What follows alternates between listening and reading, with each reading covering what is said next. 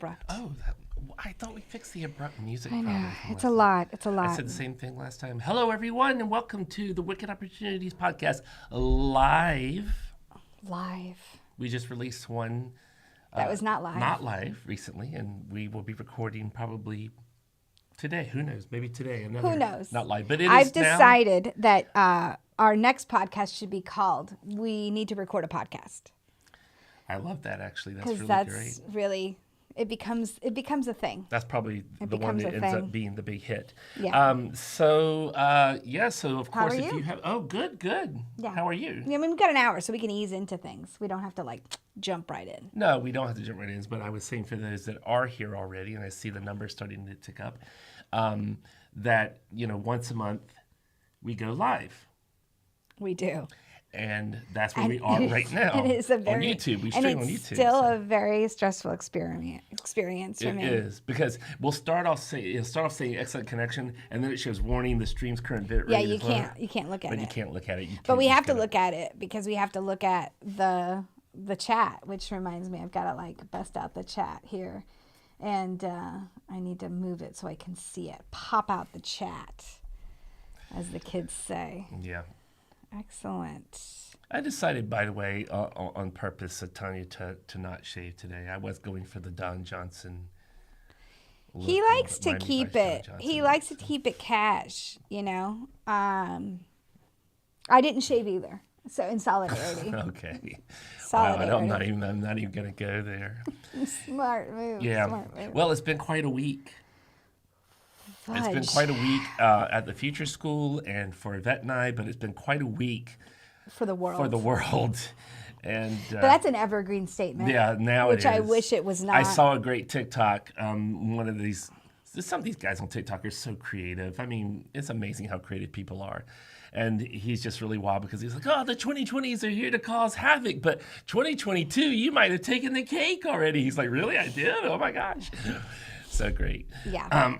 So anyway, today we're going to talk about doom and or bloom. Yes. Or doom or bloom, or doom and bloom. Yeah. And the topic really is all about whether stories of, oh my gosh, everything's going to be fine, we should just be optimistic about everything, those are the ones that really motivate us towards change. Or are we more motivated by, oh my gosh, the world's going to hell in a handbasket like this past week, and that motivates us to do something? And I think our feeling, just cheating a little bit here, is that the answer is neither. Neither. Yeah. So in case you're new to the Wicked Opportunities podcast, we could talk a little bit about the Future School and the podcast and a little bit about us as we jump into the topic here before we jump into the topic. Yeah, let some more people join. So we do this podcast. We try to say weekly, but it's not. I mean, we do the live stream monthly, and we try to do the podcast as often as we can get around to recording it. I'm more of the persuasion, I guess you would say, to just do the podcast but not mention that so much. It comes out. And you really like to let people know, it's like, look, we've tried to be weekly, but we're not. We're sorry. We're so sorry about that. It's the A-type just thing. Go with it. No, Just go I with think it. it's good for them to know that we want to do it routinely, but it is when we get We to do it. do it routinely. It's just not the routine that It's not everybody else regularly. might. It's not regularly. It's not the one that everybody routinely. might follow. Right, that's good. so. That's good. So why do we call it Wicked Opportunities? If you're new around here, it'll give you an indication of where we're going to land on today's topic. I think a little bit too comes from the idea of wicked problems so complex that when you try to solve them, you actually create more problems. And do we have a fair amount of wicked problems in our lives these days? Not a shortage of those. That's right. Not a That's shortage.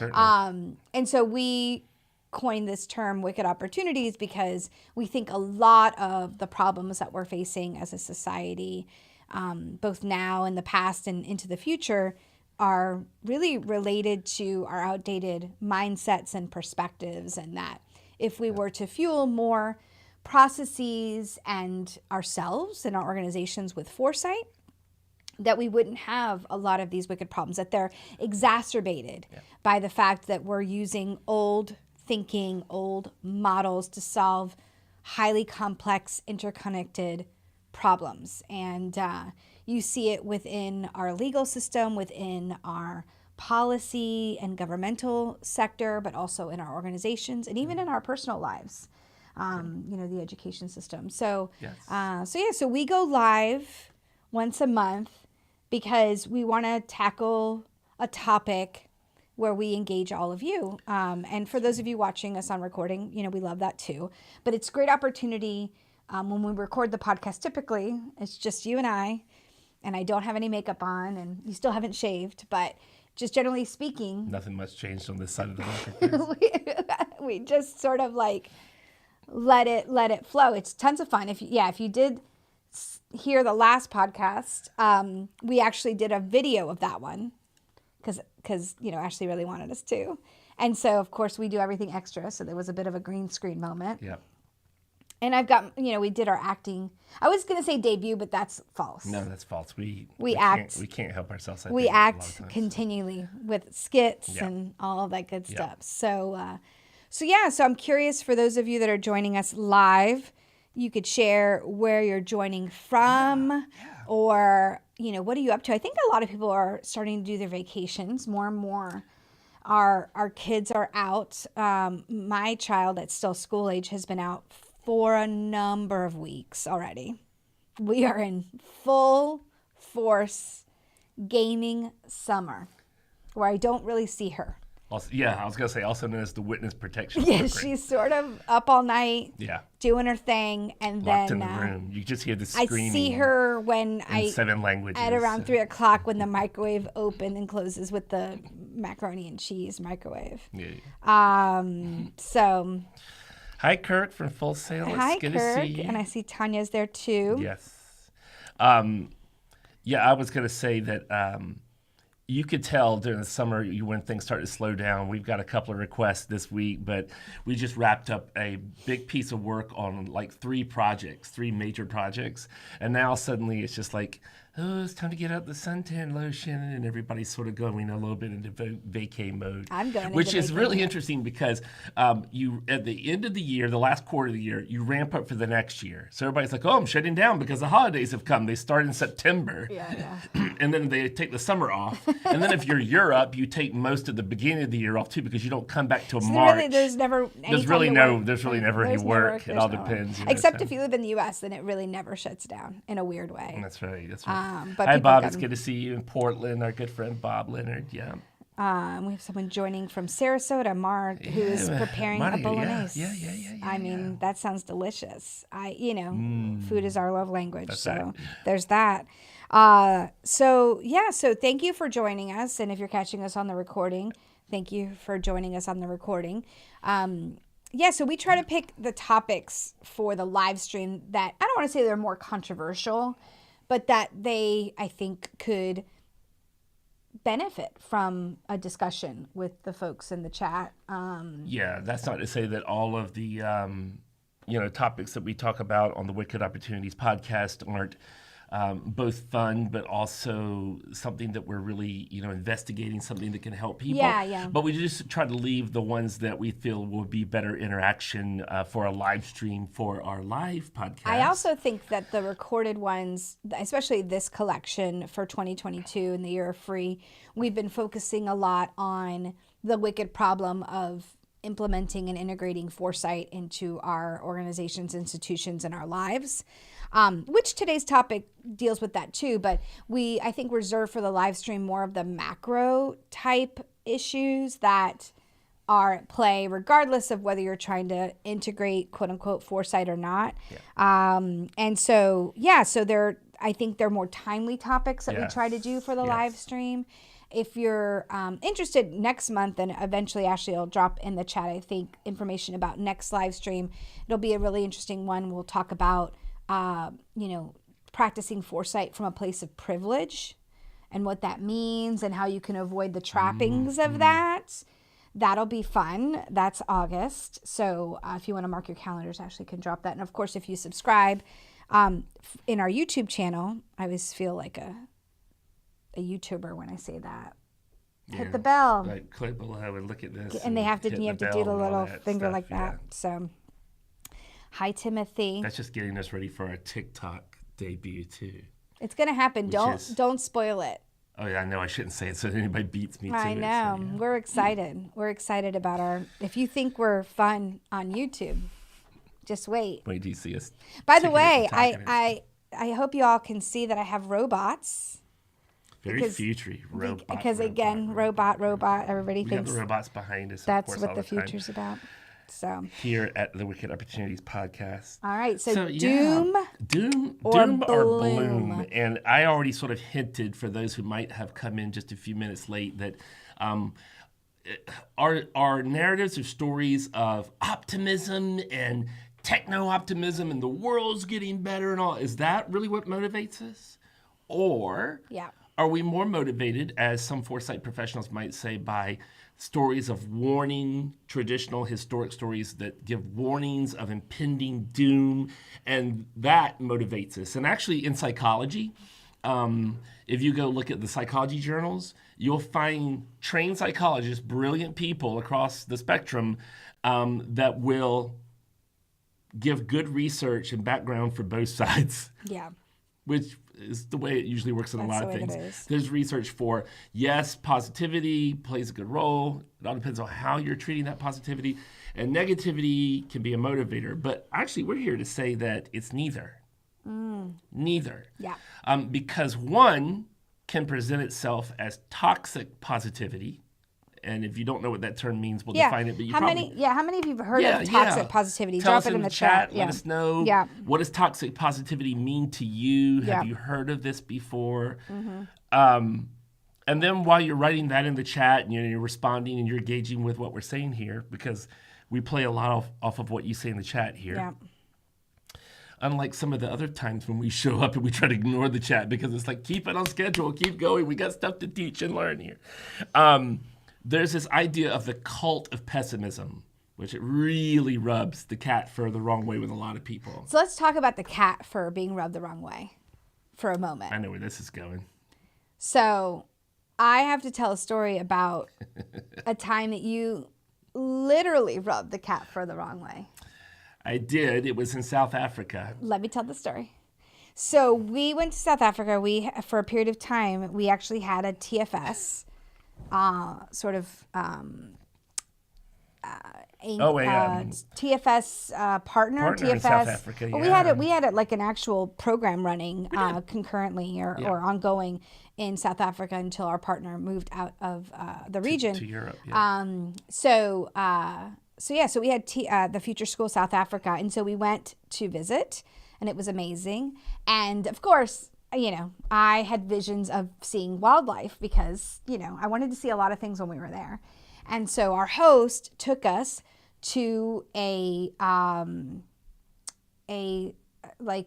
area where they protect animals. Words are slipping from me. It's really. So it was a preserve. That was the word. And it was for the leopards. For the leopards, correct. And so because they get shot, because they're going at, on the farms and all this, and they're diminishing. So these guys do a great, fantastic job of educating how to preserve the leopards and not encroaching on their territory, and then also taking in wounded leopards or just ones that have could have otherwise been killed. They will capture them, bring them in reserve, release them to another place, and breed them and all that. So we were getting ready to go and see and pet and be with the leopards. Mm-hmm. And they took us through and they were like, here's the training, and they only take 2 people a time. Like, it's serious. It's serious, people. These aren't house cats. Yeah, no. These are wild animals. And so you're equal parts like terrified, but you're like, oh, I can't wait to be in the presence of this amazing creature. And so they gave us a whole safety briefing. And the most important thing they said, look, if nothing else, just hear me now. You have to if you're going to pet the leopard, you have to pet it with sort of the grain of the fur, like very softly. As there's a person with, there was no pain caused the leopard, whatever, but they're holding the leopard. They have this stick, it sounds terrible, but hear me out. It's connected to a leash, so it's not on their neck. Yeah. And they're just holding the head very still. Yeah. And you're not supposed to pet for long because they don't want these things No, to just be one quick pet. caged or Just one whatever. quick pet. They're walking around One and quick things. pet. So it's like, yeah, you can pat it. One quick pet. This is how they get some But funds. here's how you pet it. Here's how you pet it. Like, and then you're out. You're out. Yeah. Get And out then of here. that's The it, that's leopard is free. He gets to do what he So wants. Frank gets in there. Knelt down to go ahead and do his thing. And I kid you not. He goes to pet the leopard and he's like, kitty. And he does this thing where he's like scrubbing the little kitty's fur. I think it was, I was afraid and I lost my mind. So I was like, ah! Clearly. And the guy was like, no, don't do that. And the leopard sort of was like, and I'm thinking to myself, look, there's no way I'm outrunning this leopard. Even if I start running right now, I'm going to be what it chases. Yeah. And there's this whole thing about like, you don't have to be the fastest, but you have to be faster than the wounded hiker. Trip Frank. Yeah. Frank. You just have to be faster than the wounded hiker. That's right. And I have a feeling I would have been the wounded hiker in this equation. I'm just saying. All right. I don't even know why I got. Well, I was saying it rubs the cat fur the wrong way. There you go. So it's cult of The pessimism. cult of pessimism. So this toxic. Well, I can't believe I wrote an article years ago called "Escaping the Cult of Pessimism." Yeah. And I suggested that there's a large swath of the world that's in a cult of pessimism. Yeah. And I got a lot of people saying to me, "How dare you?" And Yeah. I'm not in a cult, and people are in a cult. But I wasn't saying that I'm not also in the cult of pessimism. We can fall into cults and not realize it. And what I meant by cult here is not necessarily joining a cult on purpose and all, but falling into this trap and this groupthink. I see Timothy said groupthink of the world's going to hell in a handbasket. There's not a lot we can do about it. And this is why you're going to see us talk more in just a minute about the cult of pessimism being a thing where all of this, continual warnings and we're doomed, and articles on humanity's only going to last 30 more years and all that. There's a coin with two sides to it. One side is paralyzing, and the other side is, we talked about this a little bit ago. Yeah. It's paralyzation, and I wrote it here somewhere, and apathy. Yeah. And let's not get too far ahead of ourselves. Let's not get too far ahead of ourselves, but it gives you a little bit of a we got an clue, hour so. with the friends. We got an That's hour right, with the that's friends. So toxic positivity, I think, is a term that has gotten a lot more play, if you haven't heard of it, in the social media realms. That's right. Right? And so we can let's deconstruct this idea of toxic positivity, because as a firm, I definitely would categorize us as optimists. And that's not really what we're talking about here in terms of toxic positivity. That's right. We're really defining toxic positivity. I'm just going to look at our show notes here so I get it properly defined. The excessive and ineffective overgeneralization of a happy, optimistic state across all situations. Yeah.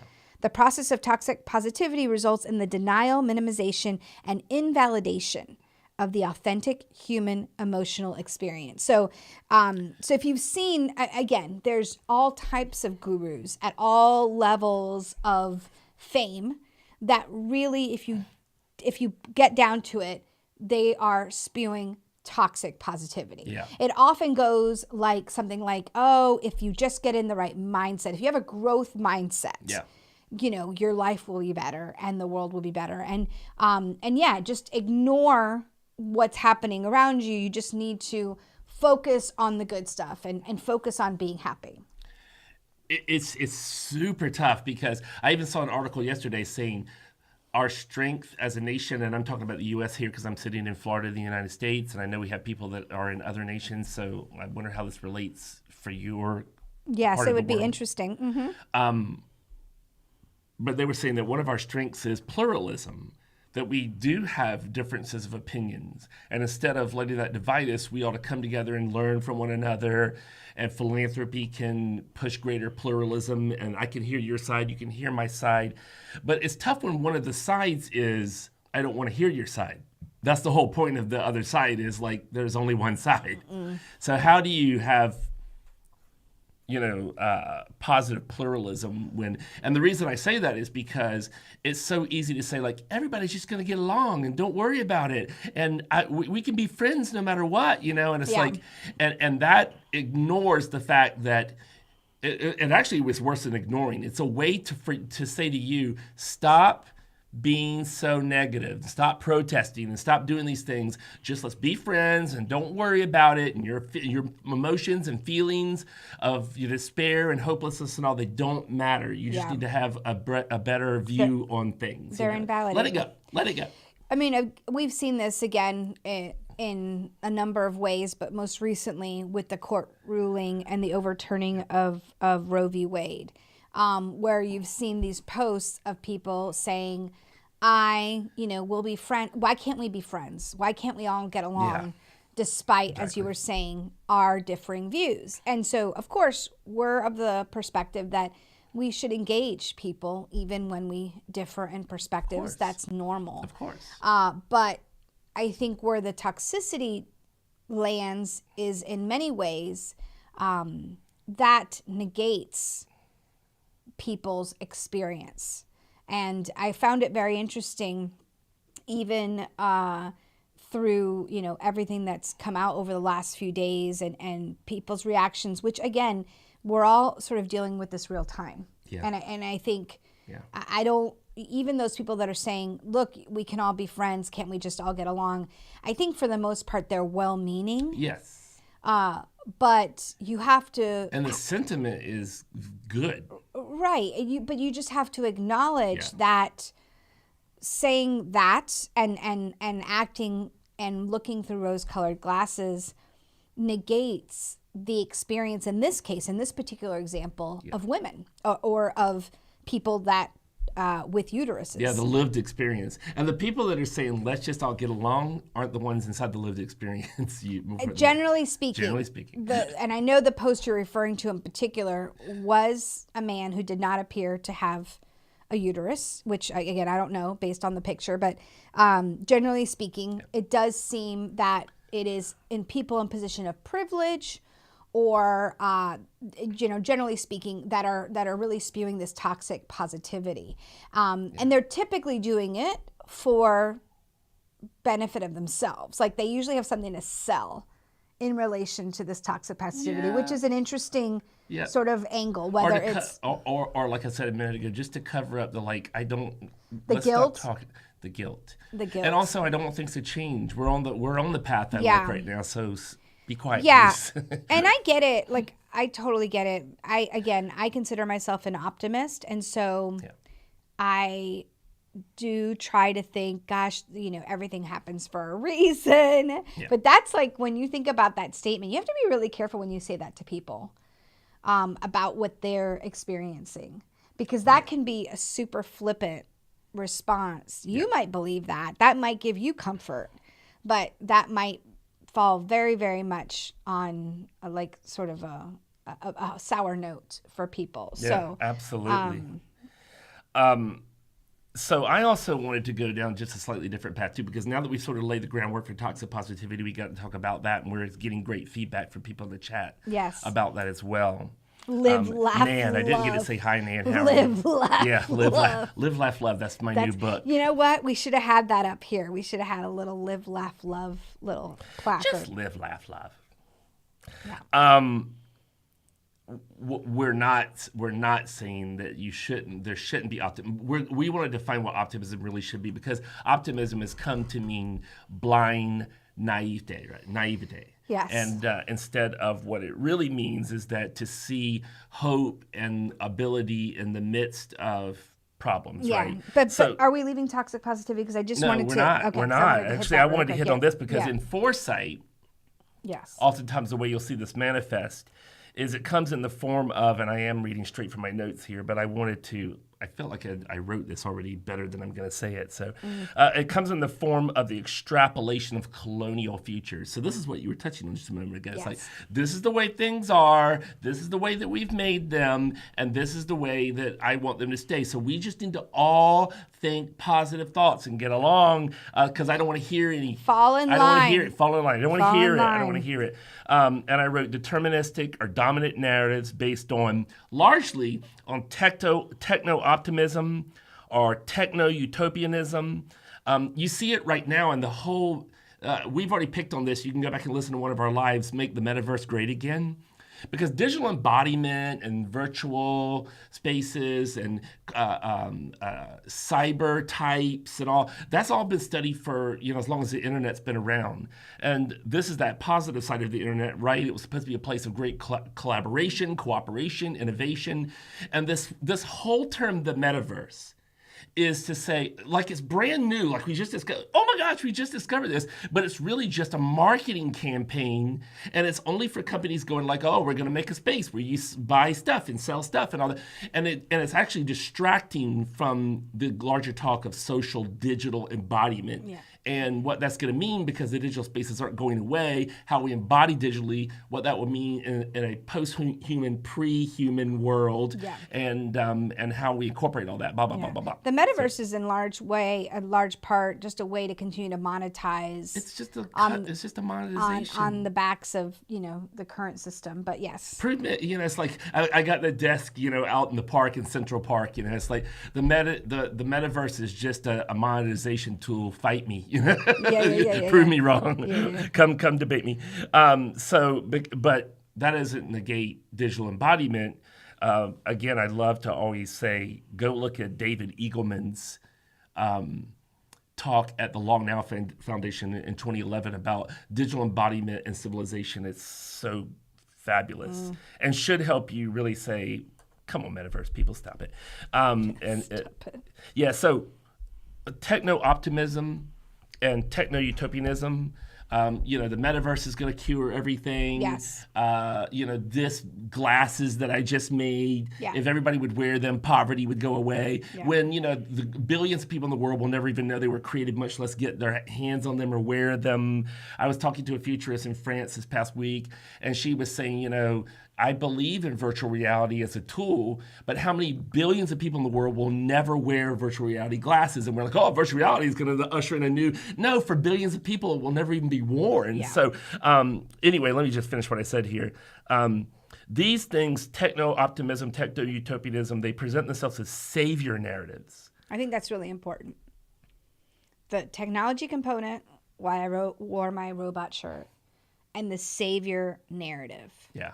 Is, woo. Yeah. I mean, we could spend a whole podcast talking about that. You talk about a myth and metaphor in CLA, a bedrock narrative that is driving a lot of beliefs, that's right, a lot of systems, and a lot of ultimate outcomes. It is that. It is that. And of course, that's why I started with the extrapolation of colonial futures, because it's a savior narrative. I'm going to come save you. And the indigenous perspective, the voice is, I don't need to be saved. You need to be saved. The one's trying to do the saving is what it needs to be saved, right? And so that's why we, good futures includes multiple ways of knowing in many voices, right? Yeah. And that's what we're going to really get to in just a minute here. But that suppress the multiple ways of knowing. Those savior narratives do. Connection to cosmic consciousness as a means to equitable, creative, and development of human advancement. So we define toxic positivity as just always look on the bright side, and your feelings, you won't feel bad if you just think happy. Don't worry, be happy. Growth mindset. Yeah.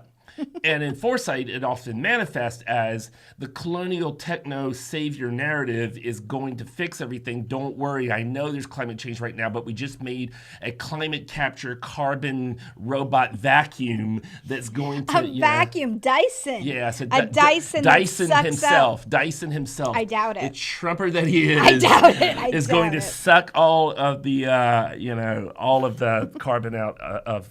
So that's how that presents itself. Yeah. And we hear utopias, and in foresight, when you see a utopic scenario, it's like, oh, they woke up in the morning and they put on their digital, global brain headset, and his toaster spoke to him through Siri, and it's just tech. And that doesn't mean there's not tech in the world. And by the way, it doesn't mean tech's not helpful, because tech has always been around. Fire's technology, roads are technology. We're always going to have technology because we pick up a stick and we dig in the dirt. That's technology. It's helpmates. And we're going to build more technology. It's just that we need to think of it ethically, morally. It's more important than launching a campaign to sell it to you. And so the Silicon Valley bro culture it often manifests itself through dominant narratives in foresight. And that's when people hear the word foresight, they think about technology. Foresight in many people's mind equals tech trends. Yeah. As a matter of fact, how many futurists, and again, I'm not really pointing a finger because a lot of these things are good. And again, tech is not bad, it's neutral. But how many futurists hang their hat on the tech report? Yeah. The tech report. And it's far beyond that. And that can create toxic positivity. Yeah. Ultimately, toxic positivity, I think, just ignores empathy and doesn't have, humans at the center of its visions of the future. Yeah. And it's dangerous because I think it's easy to fall into the trap, and well-meaning people do. So let's talk about the flip side of that, which is what you call the cult of pessimism, or of course the doom part, which is another thing that a lot of futurists hang their shingle on. This fact that fear sells, or that if it bleeds, it leads. It's like you don't have to look very far. And if you're not careful, especially the way that media portrays information and events, and the way social media algorithms work, if you're not careful, you will continually think the world is ending. I'm not saying that there's not bad things happening. There's also good things happening, and we don't really hear about them to the extent of the bad things. Now, that in part is because, again, well-meaning people want us to take action on these horrible things. Yes. And so that's why they paint this picture, because they say if we don't act, the world will come to an end. If we don't act on climate change, we will not have an earth, which is likely true. And if you don't lose 5 pounds, you will have a heart attack, and all of these things that, like, this fear mongering. There's a big difference between this two. It's like climate change, 5 pounds, climate change, 5 pounds. Except that we can have a whole podcast about the body weight mass index, the crazy societal standards around beauty, and how fat bodies, particularly those from marginalized communities, are diminished. Don't even get me started. We could do an entire series on that topic. But part of what's told to people in fat bodies is that you are a drain on society, that you are, if you're obese, you're unhealthy, which is not true. And so we have this narrative around that. And the way that we try to convince people to quit smoking and to do other things is by telling them that they're going to die, when they wake up the next day and they're not dead, and we wake up the next day and the earth is still here. That's right. We become the boy that cries wolf. And so that's one of the reasons why that cult of pessimism, although, again, very easy to fall into that, especially in the environment that we're in with social media and clickbait. But does it serve us? Does it serve us to create the change that we're looking to all create? Yeah. So I saw an article recently on one of the futurist sites, and it was like, negative stories are greater motivators than positive stories. They create change. But there's tons of psychological studies. There are, like I said, just all depends on the one that you subscribe to. There are studies that show that has truth to it. And there are studies that show that absolutely is not true. And actually, when you flood the zeitgeist with those kinds of stories, as our movies, books, media, literature has been doing now for a long time, because sensationalism, as somebody said, sells, and they're exciting stories, and it's hard to make a movie out of you solve something. Instead, it's like, murder and It's so scary weird and because ghosts. it is kind of like a cycle, right? Like people say, why don't we have sci-fi narratives that are more Yeah. optimistic? And Yeah. then when one gets released, it doesn't do as well. Does it not do as well? Well, because in literature it needs conflict and all this good stuff. And so they say, oh, well, it needs conflict in it.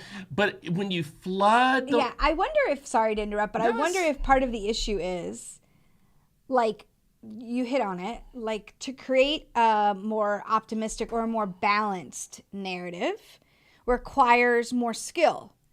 Because if it is just the doom and conflict and the blowing up and the play, I mean, those stories almost write themselves, right? Yeah, that's right. To create a more nuanced story that is representative of both the highs and the lows and of people working things out, I think takes a better storyteller. And that would relate back to scenarios in the foresight profession, right? It does, and so I can get super controversial, but Please. I think I might have said it in the Cult of Pessimism article, actually put a link to it here, that just to have that same negative story over and over again, and this is why I appreciate like Kim Stanley Robinson recently writing Ministry of the Future, and we're now seeing cli-fi, climate fiction, solar punk, with the word punk meaning revolutionary. So we had cyberpunk, which are always these dystopic dystopianism. And now we have solar punk, which is, optimistic, organic, revolutionary writing of solutions. I distracted myself a little bit from what I was going to say there, but it's like we just are seeing, it'll come back to me. You said the Cult of Pessimism, you said something controversial. It was along the lines of it takes a better scenario writer to... It's lazy. It's lazy. It's laziness. It's lazy because the stories have already been written over and over again. We've heard it already. Yeah. It's lazy. Yeah. And so it's super lazy just to be negative and negative and negative and negative and negative. And then to like claim, well, I'm doing it because it's going to motivate us to, and it hasn't. Which it doesn't. It hasn't. It's already proven that it hasn't. It hasn't. If all the data on all this climate change would have changed it, we would have done something different. I know. It hasn't already. Right. It doesn't matter. Because as you said earlier, pessimistic narratives, especially within our foresight realm or with any realm really, create either paralyzation or apathy. So if we wake up in the morning and the world is still there, we become apathetic, or we are overwhelmed by these stories and threats and fear mongering. At the end of the day, I'm just a big proponent that people generally don't like change. They like it for somebody else, but not necessarily for them. And if you want to motivate people to do something different, which is what we're trying to do, if you boil everything down that we talk about on this podcast, within our field, it is to try to get people to accept change, to adapt or become more resilient, or better yet, to transform alongside their changing environment. In order to do that, it has to be to create a better tomorrow, because very few people are going to be motivated to either maintain the status quo or to avoid disaster. It's just not enough. You cannot be in that fight or flight mode 100% of the time. You can't. People grow wary of that. They grow tired. They're fatigued of that. And then they stop listening to you. Yeah. And that's what's happened, I think, in large part, as it relates to climate change, as it relates to many of the women's issues that we've been talking about this last week, as it relates to our political discourse, is that we've used the fear-mongering too much, and now we've lost people. So how do we engage them in creating change? And so that's, I think, what we're trying to get across here between doom and gloom, that neither are really the way forward, and it has to do with action. It does. It has to do with action. You said a lot of good stuff there. I was just listening, so it was great. It was just... but you wanted to talk first, or to lead us into that, about the Book of Hope, yes? Well, I was actually thinking of something that you said, and I know I'll forget if I don't bring it up. Yeah, no, please. Where, I think for the past 6 years, and then we've seen it again for the past 6 days, and hyperdrive is the references to The Handmaid's Tale. Oh, yes. And one of our good friends. Have you all heard that in the discussion? Obviously, it's not just from this week, but we've seen protesters don the Handmaid's Tale costumes and evoke imageries and memes of the Handmaid's Tale as a cautionary sort of image of the future that we are headed into, The or now, immediate future. or the present. Yeah. But I think what you're going to say is it's really the past in many ways. Well, I was going to say, because actually you were the one who was saying, but I was going to say, our good friend Ytasha Womack. Yes. Who is, a famed Afrofuturist writer. And I love that we went to a conference, I won't say which one, a couple of years ago. You and I were sitting in the audience. We spoke at this conference, but we went into the main room to listen to some of the speakers. And a speaker got on stage who was, and again, I won't name names, but you can go look it up. She was the curator for the MoMA in New York. And you're not going to name names, you're just going to tell titles. I said you can go look up the names. Yes, may no longer be the curator for the MoMA in New York. Yeah, so be careful. And may no longer live at that house, so don't use Google Maps to find them.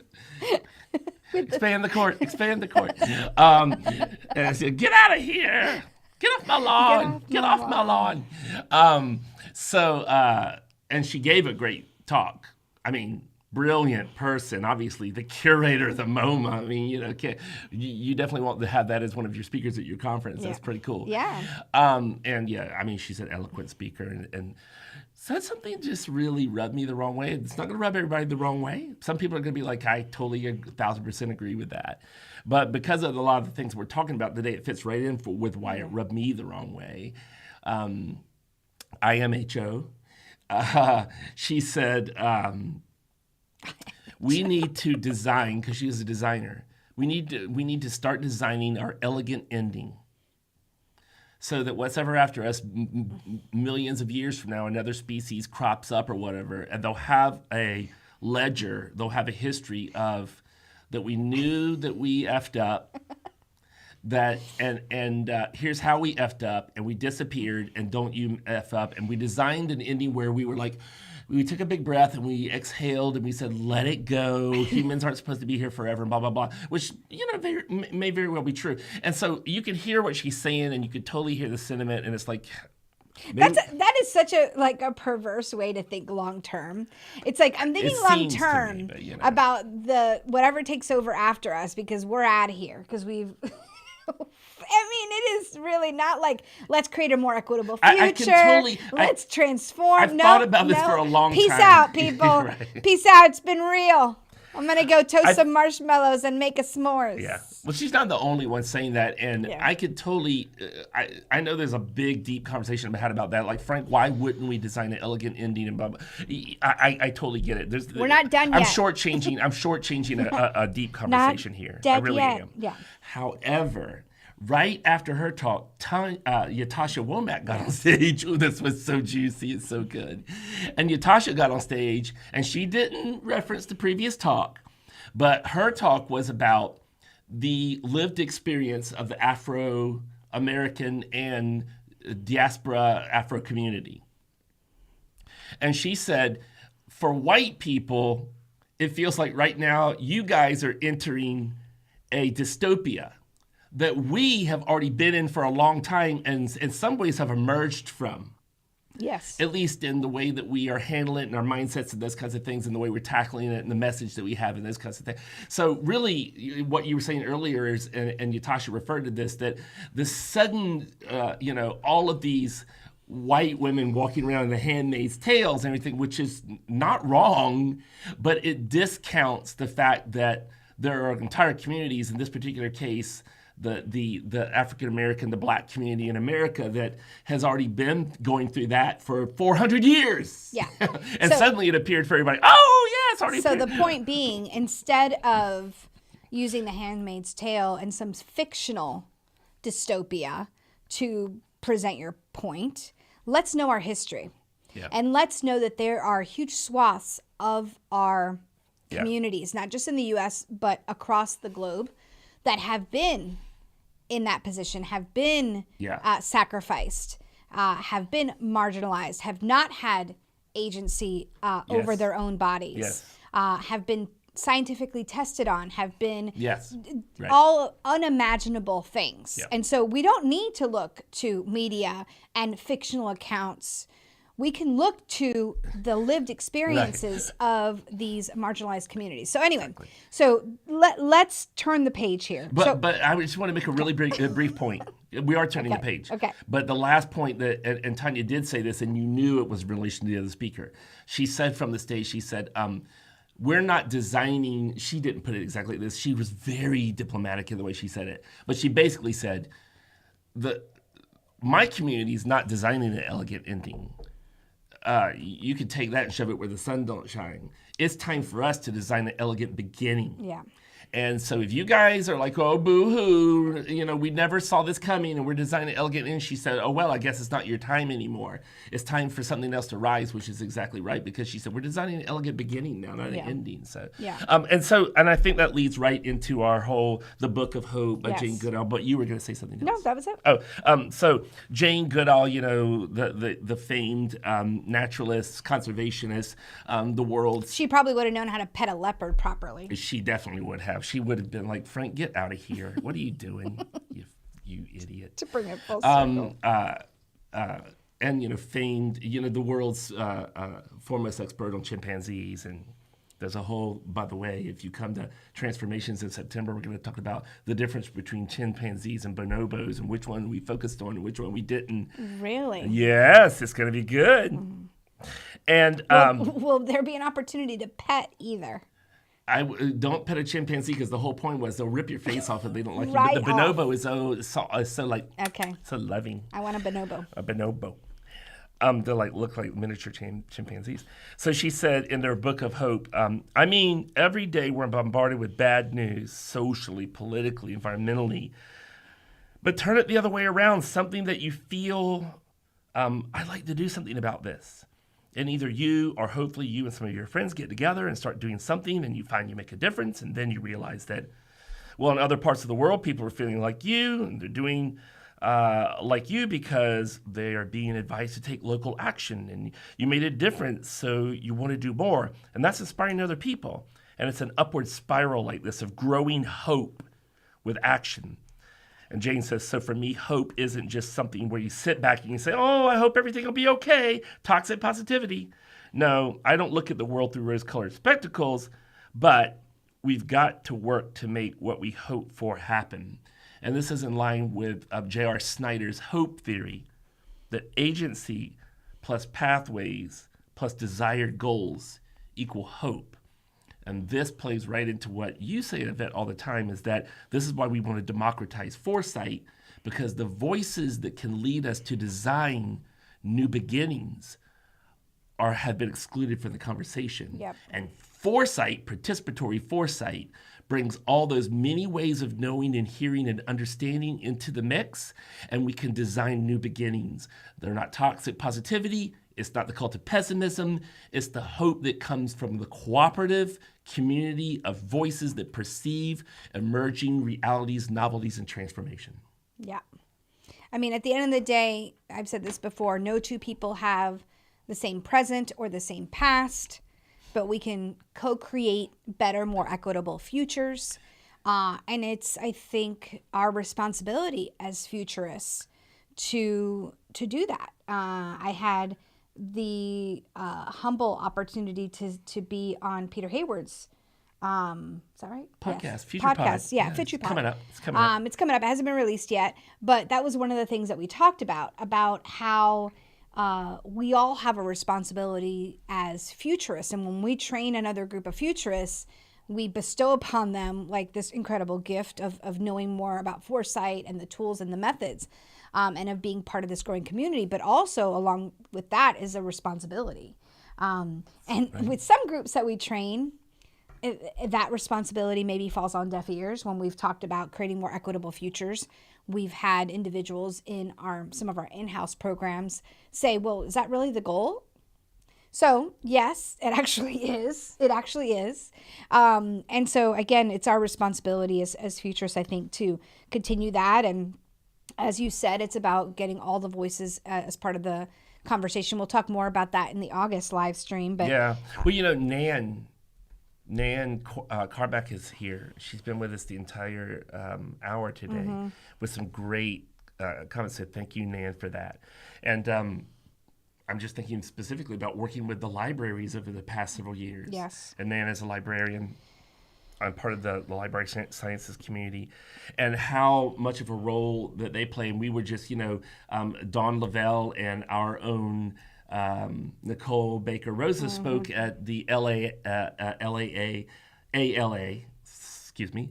the American Library Association this past week in D.C. The conference, yeah. Yeah, the conference, and it's like how and librarians and the role that they play in bringing about those narratives and those stories of hope and development, and not top-down control, but co-creation for emerging realities that are organic and want to unfold and want to transform. And so instead of the agency that is a control agency, it's an agency to co-create with others for transformation, and that's why you were saying earlier that in Foresight we create a swath of archetypes of stories that do look at negative things but positive things, and all the stuff in between, and different archetypes that aren't supposed to be like story 1, story 2, story 3, story 4. You're supposed to look at them as a suite, and to be able to glean from them and perceive from them, this is what we can do to build that hope and those channels for voices for the future.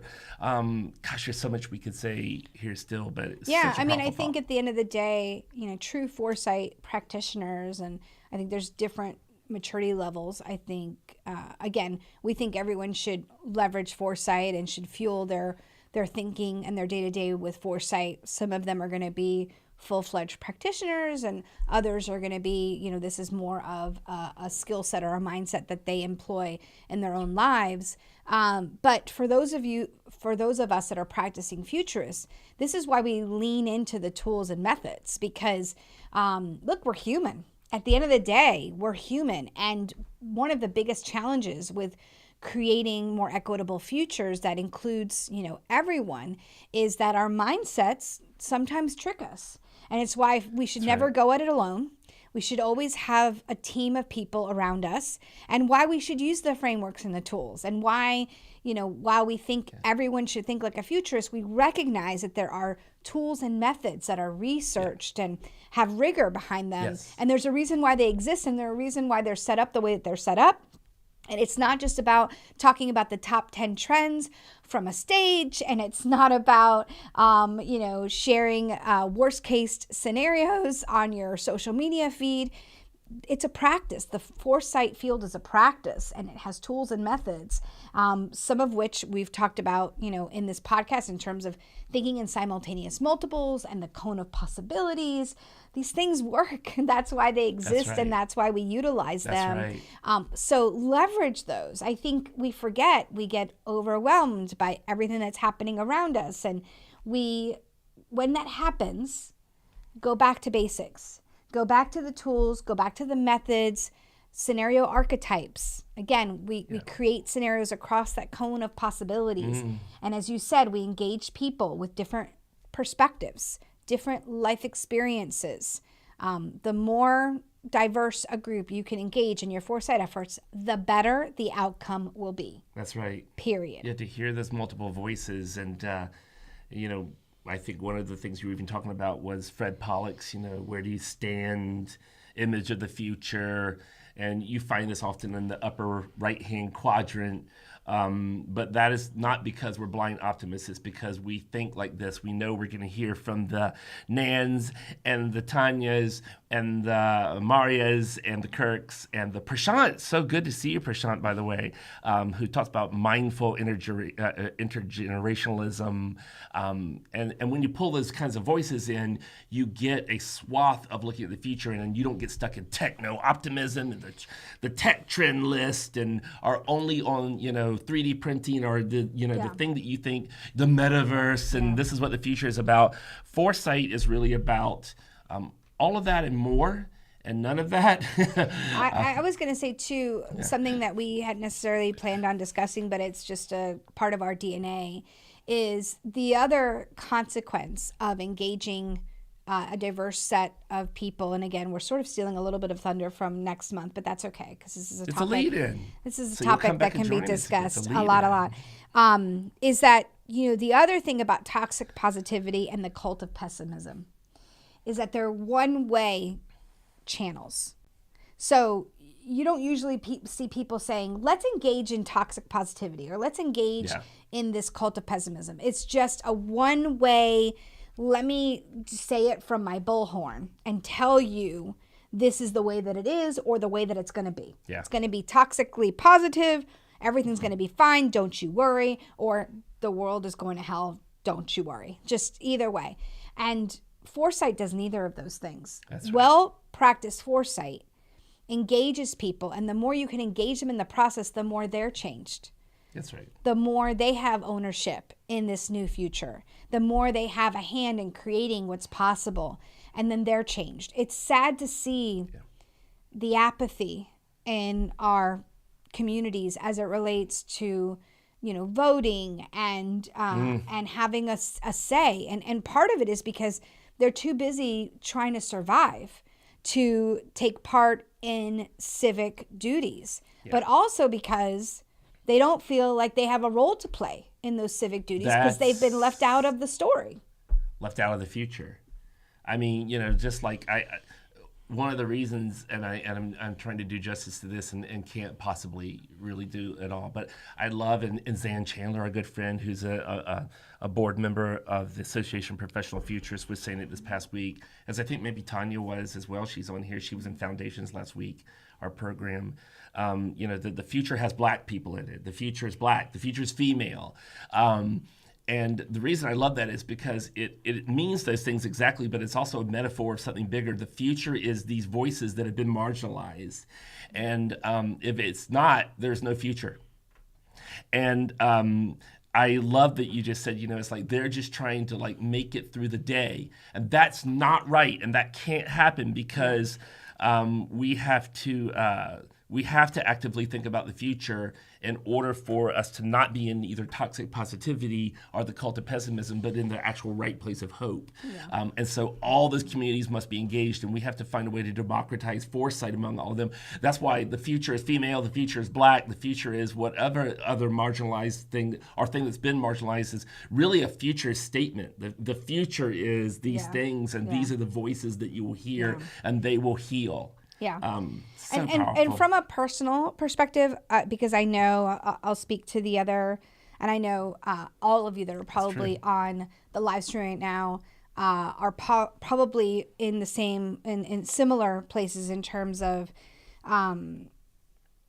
feelings after that Roe versus Wade. And I know even for those that aren't in the U.S., this is a global, when something this large happens in the U.S., it has, impact all over the globe because it's people are fearful that it's indicative of the way things are moving or what have you.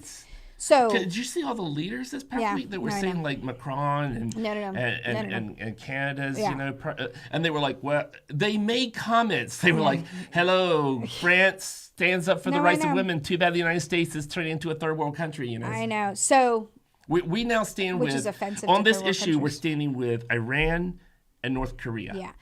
So there you go. So if you're like us, and you probably are if you're listening to this, this was a tough week.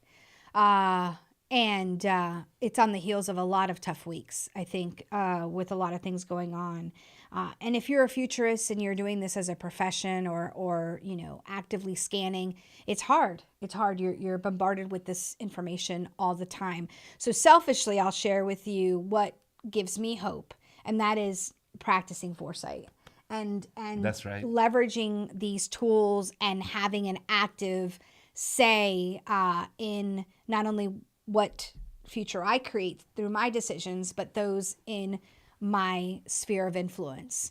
And so if we can leave you with one thing, is that I think the best antidote to doom or gloom is a active, participant-laden approach to foresight, that continues to give more and more people agency. That's right. To create more equitable futures. So keep doing what y'all are doing. And thanks for joining us in our live stream this month. And we'll see you around. Reminder that subscribe to the YouTube channel or sign up for the newsletter or both so you can know what's happening next. We have an exciting GFAC Live coming up in just a little while as well. I think in August is our next one. Exciting. And if you do want to join us in person, there are still a couple of slots left for Transformations of Natural Foresight. That is our first ever in-person retreat that'll be held in September. We'll see you around. We'll hear you. We'll hopefully engage with you all in some of our channels. And until next time, thanks again for joining us. Thanks, everyone. Bye. Take care.